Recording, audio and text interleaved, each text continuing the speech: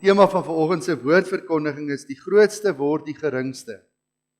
Ons gaan saam lees vanaf vers 1 tot en met vers 17. Johannes hoofstuk 13.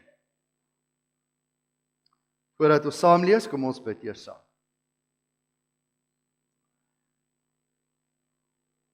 Vader, saam met die skare wil ons vanmôre uitroep, Hosanna aan die hoogste. Ja, Here, ons wil uitroep dat U die Here is. En Here, ons wil voor U kom kniel, want U is ons God, U is ons Vader. Ja, Here, U is ons verlosser. En baie dankie, Here, vir die voorreg wat ons het om U kinders te mag wees, om die boodskap van die evangelie van Jesus Christus te kon ontvang, en Here, dat ons ook vanmôre daarop kan roem, dat ons in 'n verhouding met U staan. Vader, maar juis omdat ons in hierdie lewende verhouding met U staan, is dit vir ons nodig, Here, om ons geestelike lewe te kom verdiep.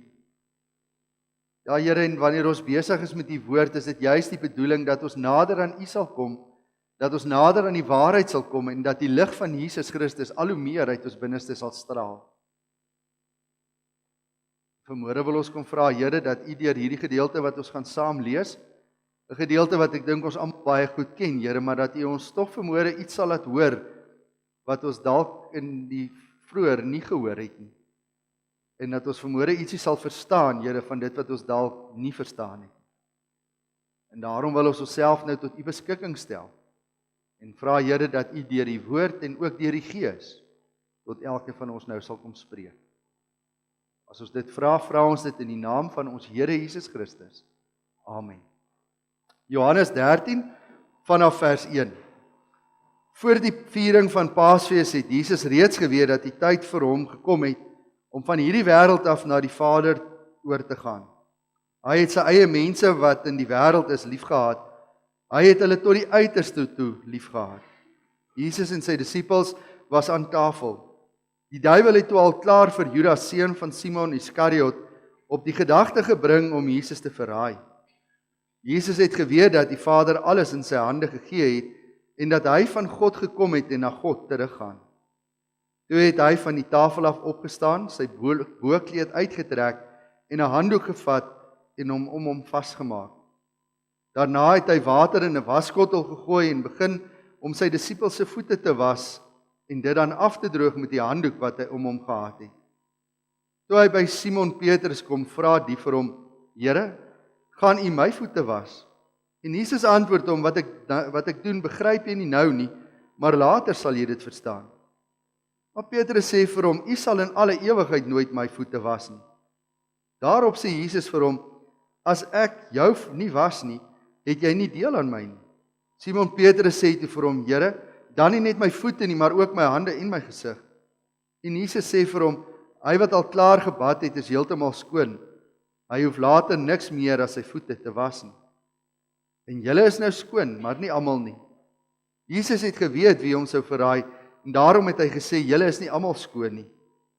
Toe hy hulle voete klaar gewas en sy boekleed aangetrek het en weer aangesit het, sê hy vir hulle, verstaan julle wat ek vir julle gedoen het? Julle noem my julle leermeester en Here, en julle is reg, want ek is dit. As ek wat julle Here en leermeester is, dan julle voete gewas het, behoort julle ook mekaar se voete te was. Ek het vir julle 'n voorbeeld gestel, en soos ek vir julle gedoen het, moet julle ook doen. Dit verseker ek julle. 'n Slaaf is nie belangriker as sy eienaar nie, en 'n gesant ook nie belangriker as die een wat hom gestuur het. Ons lees dan vanmôre net tot sover.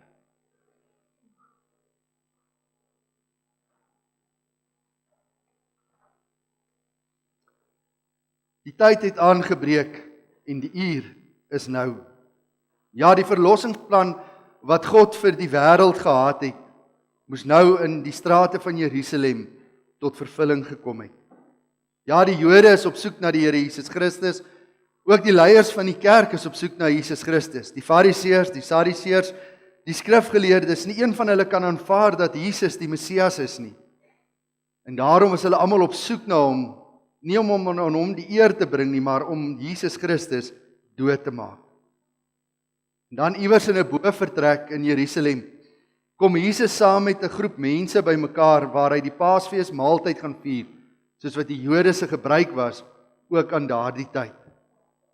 Ja, hy het geweet, dit is tyd. Hy het geweet dat God se verlossingsplan nou uitgevoer moet word, en hy het geweet dat dit is 'n vernederende kruisiging wat nou op hom wag. Maar ten spyte daarvan het die Here Jesus Christus nie van sy roeping en sy taak teruggedeins nie. Ja, hy het voortgegaan om te doen presies dit wat sy Vader van hom gevra het. Dan as 'n mens vra, maar hoe het Jesus dit reg gekry om steeds vorentoe te gaan terwyl hy geweet het en sy Vader ook vir hom dit bekend gemaak het dat hy op hierdie pad van vernedering, op die pad van die kruis gaan sterf? Dan is die antwoord vir ons baie mooi saamgevat in vers 1. Daarso staan hy het sy eie mense wat in die wêreld is liefgehad, hy het hulle tot die uiterste toe liefgehad. Ja, die liefde wat die Here Jesus Christus vir die sondaar mens van hierdie wêreld gehad het, het gemaak dat Jesus gesê het, ek sal getrou wees aan my roeping en my opdrag aan my Vader, selfs al kos dit my die vernederende dood aan die kruis. Maar my broers en susters en liewe kinders, dis baie interessant as ons gaan kyk wie saam met Jesus daardie aand aan tafel was. Ja, ons lees onder andere in vers 2 dat Judas, die verraaier van Jesus, was saam met hom aan tafel. Daar staan, Jesus en sy disippels was aan tafels. Die duiwel het al klaar vir Judas, seun van Simon Iskariot, op die gedagte gebring om Jesus te verraai. Voordat ons hierdie gedeelte verder lees, my broer en suster, sien dit net in jou agterkop wie saam met Jesus hier aan tafel was. Judas die verraaier. Die een wat as te ware die Here Jesus Christus in die rug sou steek, vir 30 silwer muntstukke sou hy vir Jesus Christus verraai het. Hy is een van die wat saam met Jesus aan tafel was. Maar verder was daar ook 'n Petrus gewees. 'n Petrus die verraaier, die verloënaar van Jesus. 'n Petrus wat 3 keer vir die mense sou gesê het, waarlik, ek ken hierdie man nie, ek is nie een van sy disippels nie, ek weet nie waarvan julle praat nie. Ook hy is saam met Jesus aan tafel. Verder weet ons ook dat Jesus se ander disippels ook saam met hom aan tafel is. Hulle wat gevlug het toe Jesus gevange geneem is, hulle wat gevlug het en op 'n ver afstand dopgehou het waar Jesus gekruisig is. Ja, hulle wat eintlik Jesus in die steek gelaat het. Hulle is almal saam met Jesus aan die tafel. My broer en suster, terwyl hulle daar aan die tafel is, gebeur daar 'n groot ding. Ja, die grootste word die geringste. Ons lees in hierdie gedeelte dat Jesus Christus staan op en hy wat God se seun is, hy wat die allerhoogste is, hy was sy disippels. Ja, hulle wat op vlug geslaan het, hulle wat hom verraai het, hulle wat hom verloon het, wat gesê het, ek ken hierdie man nie. Jesus is bereid om hulle voete te was. Ons lees dit vanaf vers 4 tot 5. Toe hy aan tafel opgestaan, hy het sy bokkleed uitgetrek en 'n handdoek gevat en hom vasgemaak.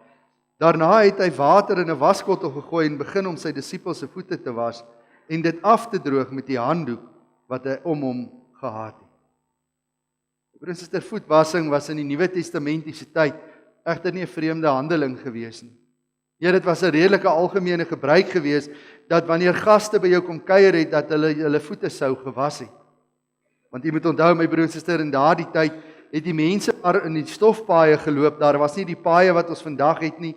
Daar was nie vervoermiddels soos vandag nie. Mense het geloop waarheen hulle sou gaan. En daarom sou hulle voete maar redelik vol stof en selfs wanneer dit gereën het, vol modder gewees het wanneer hulle by jou aan huis gekom het. Daar word ook vertel dat meeste van die huise het 'n beker water en een of ander houer gehad waar die gaste dan ook hulle voete sou kon gewas het wanneer hulle die huis binne gestap het. Ja, onthou ek, hulle het nie skoene gehad soos ons nie.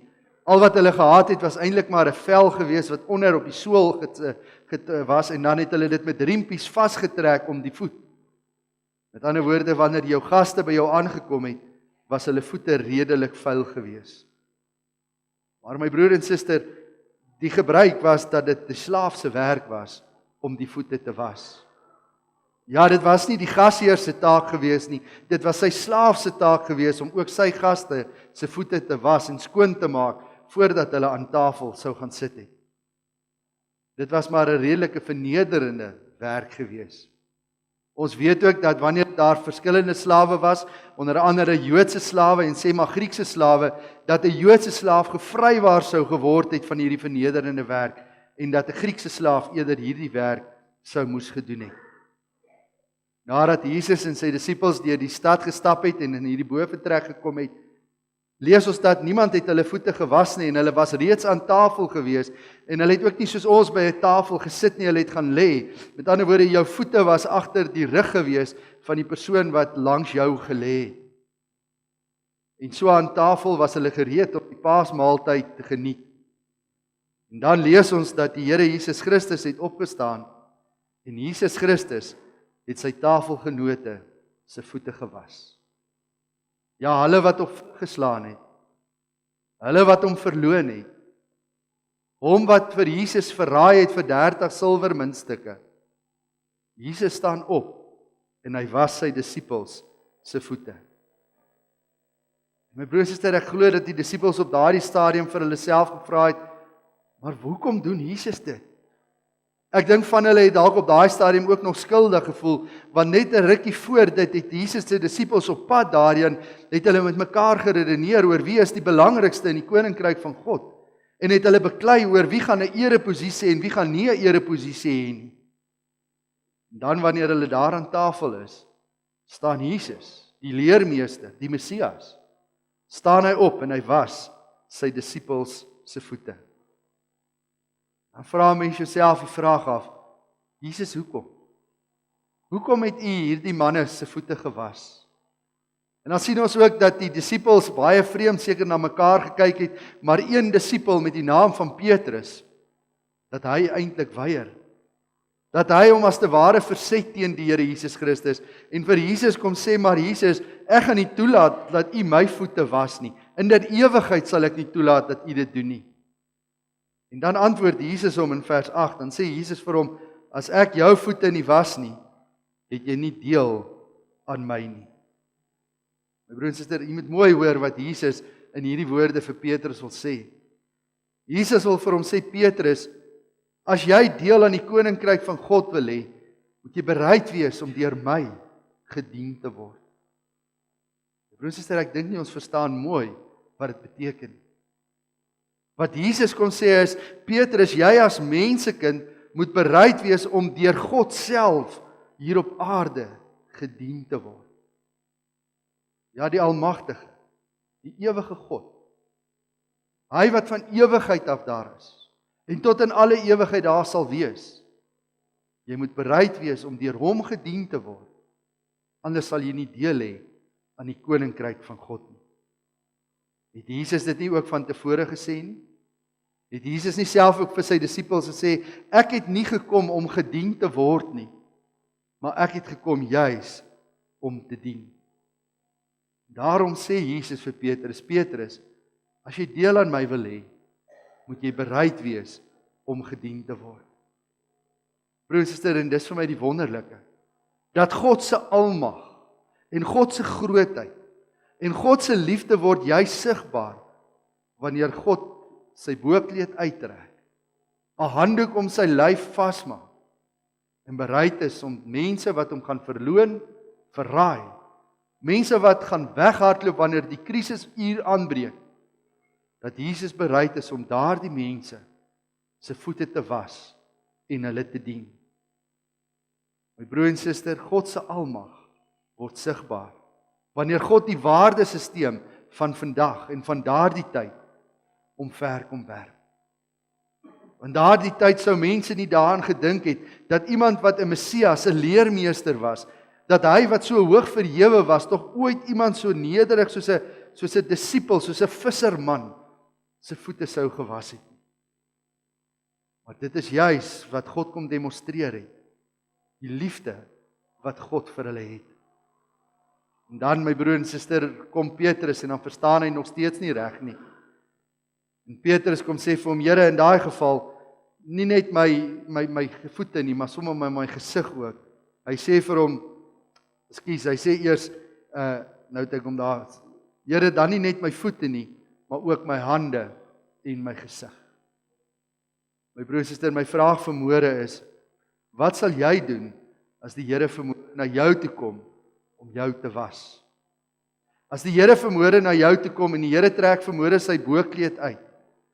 En die Here vat vermoere 'n handdoek en hy bind hom om hom. En hy sê vermoere vir jou, my kind, kom. Ek is hier om jou voete vir jou te was. Sou jy dalk ook soos 'n Petrus gewees het?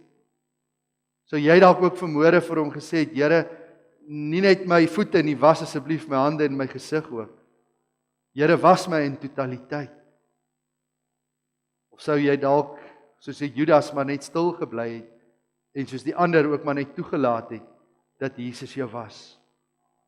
Maar Jesus help vir Petrus reg. Hy sê vir hom, Petrus, ek is nie hier om jou liggaamlik te reinig nie, nee. Jy's klaar gebad. Mense wat gebad is liggaamlik klaar skoon gemaak. Ek is hier om jou voete te was. Ek is hier om jou te dien. Daarom vra Jesus eintlik vir hom, Petrus, is jy bereid om te aanvaar dat ek jou verlosser is? Is jy bereid om te aanvaar dat ek die een is wat aan die kruis sal gaan sterf vir jou sondes? En my broer en suster, vanmôre wil ek vir u kom sê, is jy bereid om dit te aanvaar? Want eerskomende donderdag aand 7:00 gaan ons die voorreg hê om by 'n nagmaalstafel te kom aansit. En die tekens van daardie nagmaal is tekens van die Here wat sê, maar ek wil jou kom dien. Ek wil jou voete kom was.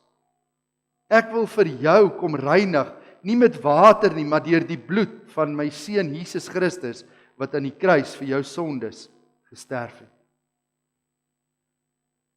My vraag is jy bereid om te sê, Here, hier is ek, reinig my. Ek is bereid om hierdie verlossingsplan wat u het, ek is bereid om dit te aanvaar en my eie te maak. Maar dan wil ek terselfdertyd sê, my broer en suster, ons moet net seker maak, ons weet waarvoor ons ja sê. Want in hierdie gedeelte word dit vir ons baie duidelik gestel, my broer en suster, dat hierdie vraag, is jy bereid om deur hierdie gedien te word, plaas bepaalde eise in jou lewe. Want dan gaan die Here ook na my en na jou toe kom en sê, maar is jy ook dan bereid om jouself te verloon? Is jy ook dan bereid om jouself op te offer? Is jy bereid om ook jou eie lewe so eenkant te sit, jou eie belange, jou eie aansien, jou eie roem te vat en dit eenkant toe te skuif? En diensbaar te wees vir die Here. Ja, Jesus wil jou kom dien. Maar as jy vandag sê, ja Here, ek vang dit, dan sê die Here, maar dan moet jy ook bereid wees om te gaan dien. Kom ek lees vir die vers 15. Ek het vir julle 'n voorbeeld gestel, en soos dit ek vir julle gedoen het, moet julle ook gaan doen. My broers en susters, hierdie is die harde woorde en die uitdaging van die voetwassing. Ja, om op te staan en te sê, Here, ek aanvaar, u kom dien my. Broers en susters, dis maklik. Om op te staan en te sê, Here, ek aanvaar die verlossing wat Jesus Christus vir my gebring het. My broers en susters, dis maklik. Dis woorde wat jy sê. Maar Jesus gaan so ver en sê, maar as jy ja sê, moet jy bereid wees om ook die voorbeeld te volg wat Jesus Christus vir jou kom stel het. In die onderwys leer hulle mos, hulle sê, nee, dit help nie, jy sê vir mense dinge nie, jy moet dit vir mense wys, want mense leer wanneer dit gewys word. My broer en suster, Jesus het nie net kom sê nie, Jesus het kom wys. En nou kom vra die Here dat ek en jy presies dieselfde sal doen. Dat ons sal opstaan en dat ons in nederigheid die eie ek sal eenkant toeskuif en dat ek vir die Here diensbaar sal wees. Ja, dat ek my boekleed sal uittrek, 'n handdoek om my sal ombind en dat ek my hande sal gaan vuil maak met die vuilheid van hierdie wêreld, sodat ek vir die Here Jesus Christus diensbaar sal wees. Ek wil dit weer sê, Jesus wil jou kom dien. Maar my broer en suster, Jesus vra dat jy dieselfde sal doen. Vers 16 tot 17 sê Jesus, 'n slaaf is tog nie belangriker as sy eienaar nie, en 'n gesant nie belangriker as die een wat hom gestuur het nie. Julle weet dit nou, gelukkig as julle dit ook doen. My Broer en suster, hierdie is 'n swaar eis vir disippelskap. Dit is 'n baie swaar eis, want wat hier staan is, jy moet bereid wees om jouself te verneder. Jy moet bereid wees om jouself op te offer, terwille van hulle wat in hierdie wêreld honger en dors, hulle wat die Here Jesus Christus nie ken, en hulle is om ons. Hulle is in ons huise. Baie keer is hulle saam met ons aan tafel, daar waar ons werk. Die Here vra, as jy bereid om jou bokkleed uit te trek, en ook hulle voete te was. Daar nêrens in die Bybel staan dit dat ons regtig fisies mense se voete hoef te gaan was nie. Dit was ook nooit praktyk in die kerk gewees nie. Maar simbolies. Simbolies bereid te wees om jy wat 'n koningskind geword het, die voorbeeld van die koning te volg, jou hande vuil te maak en uit te reik na 'n stikkende wêreld. Maar my broer en suster, die uitvoer van hierdie opdrag is nie net klomp teorie nie. Wat bedoel ek daarmee? Dis nie net goed wat ons in die Bybel lees en dan sê ons ja, dis wonderlik, is goed, ons moet dit doen nie. Nee. Johannes kom en wanneer hy sy brief skryf, 1 Johannes, dan kom sê hy eintlik vir ons, dit moet prakties, moet hierdie diensbaarheid geleef word. Ek wil dit graag vir u lees, in 1 Johannes 3 vers 16 tot 18. Liewe kinders, ons liefde moet nie net woorde en lippetaal wees nie, maar moet met die daad bewys word, en dan in opregtheid. Hieraan weet ons wat liefde is. Jesus het sy lewe vir ons afgelê. Ons behoort ook ons lewens vir ons broers af te lê. Wie aardse besittings het en sy broer sien gebrek ly, maar geen gevoel vir hom het nie. Hoe kan die liefde van God in hom wees? Broer en suster, hierdie is nie 'n maklike opdrag nie. En ek praat namens myself ook vanmôre om te sê, my broer en suster, dis nie maklik om jou hande vuil te gaan maak in hierdie wêreld nie. Maar weet jy, ek is daarvan oortuig. As jy eers vir 'n oomblik toegelaat het dat die Here Jesus jou voete was, en jy weet wat dit beteken dat God sy seun uit die wêreld toe gestuur het om jou voete te kom was, om daai vernederende werk te doen vir my en vir jou. My broer en suster, dan is ek oortuig, dan sal ek en jy nie anders kan as om op te staan en diensbaar te wees en nederigheid uit te reik na hulle wat dit nodig het. So my vraag is vanmôre, en daarmee sluit ek af. Is jy bereid om te aanvaar dat Jesus jou kom dien het? As jy vanmôre sê ek is bereid om dit te aanvaar, dan weet jy dat die Here jou ook oproep om ook ander te kom dien. Amen.